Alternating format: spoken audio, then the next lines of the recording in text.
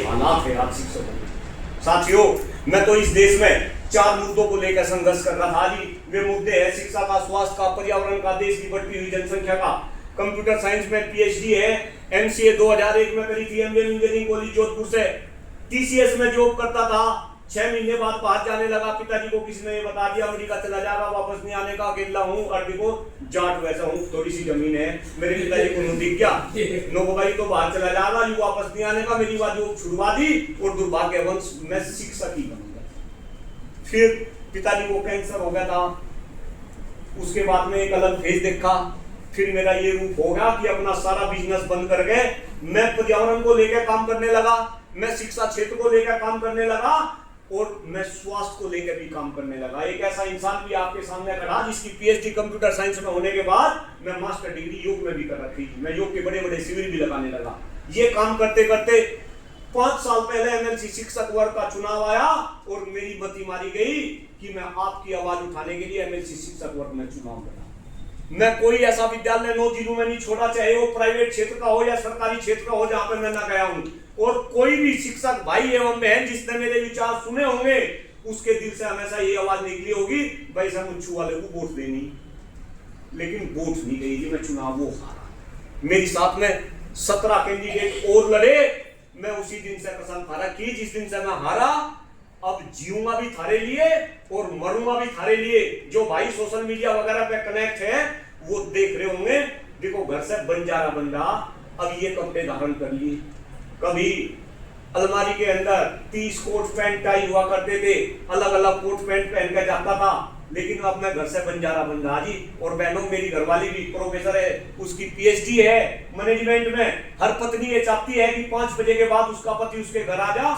लेकिन अभी भी बुलंदशहर में घूम रहा। 16 तारीख से एक अभियान चला रखा, शिक्षक जागरूकता एवं मिशन मानसून पौधारोपण अभियान।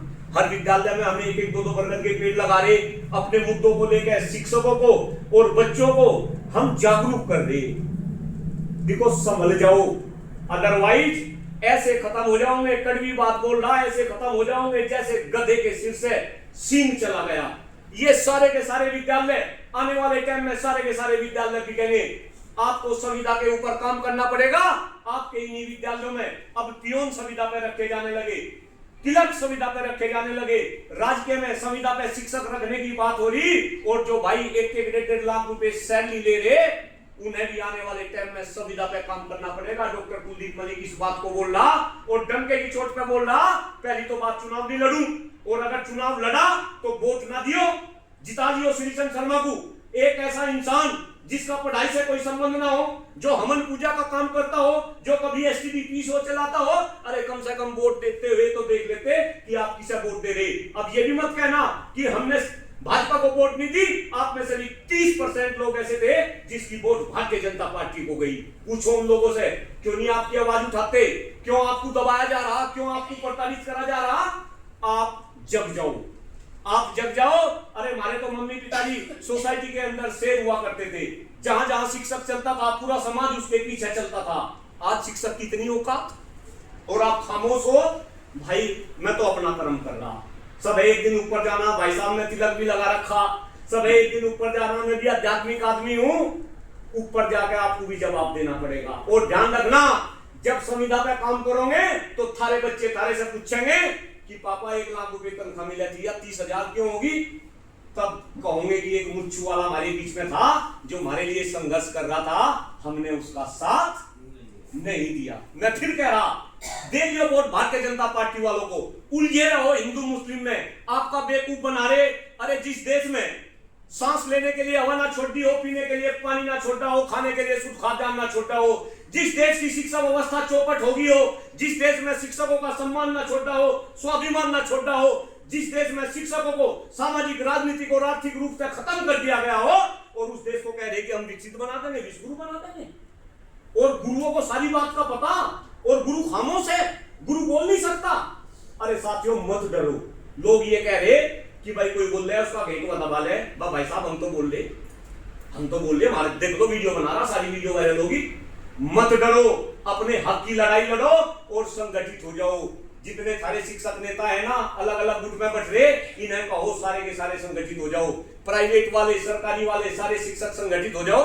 क्यों भाई, यहाँ भी सरकारी क्षेत्र में पीटीए में कुछ साथी रख रखे होंगे ना बहन जी, 8-10 हजार रुपए उन्हें मिल रहे भाई, बीबी बच्चे तो उनके भी है, दाल रोटी तो वे भी खावे, क्यों नहीं उनकी आवाज उठाते, क्यों नहीं एकजुट होते, क्यों सभी चंदा देते? फिर हमने चुनाव लड़ लिया भाई, चंदा तो नहीं लिया किसी ने, अपने पैसे चुनाव लड़ा, अपनी डब्बी बजा रहे, अभी भी बरगद के पेड़ हम लगाते फिरते, अपने पैसा लगा रहा।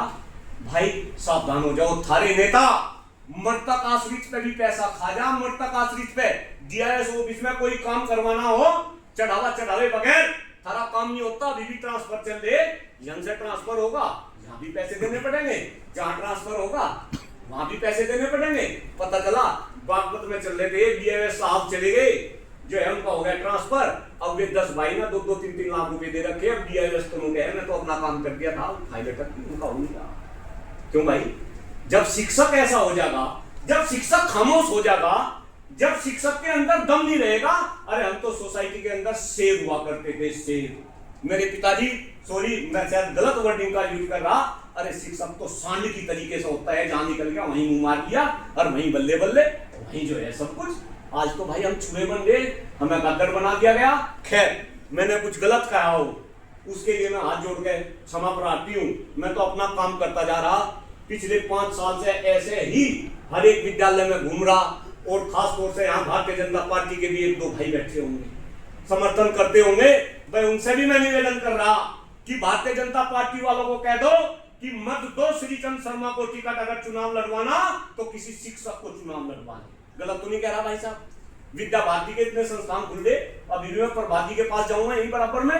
क्यों भाई, ये विद्या भारती के इतने संस्थान है, बड़े बड़े शिक्षक इनमें नहीं है, क्यों नहीं चुनाव लड़वाते हैं? वे ये सोच रहे कि भाई किसी को भी अरे गहरे नथु खेरे को खड़ा कर देंगे और वोट मिल जाएगी। इस बार उन्हें वोट मिलने वाली नहीं है, मैं बोल रहा भाई। मैंने कुछ गलत कहा हो बहन जी, मैं क्षमा प्रार्थी हूं, अदरवाइज इस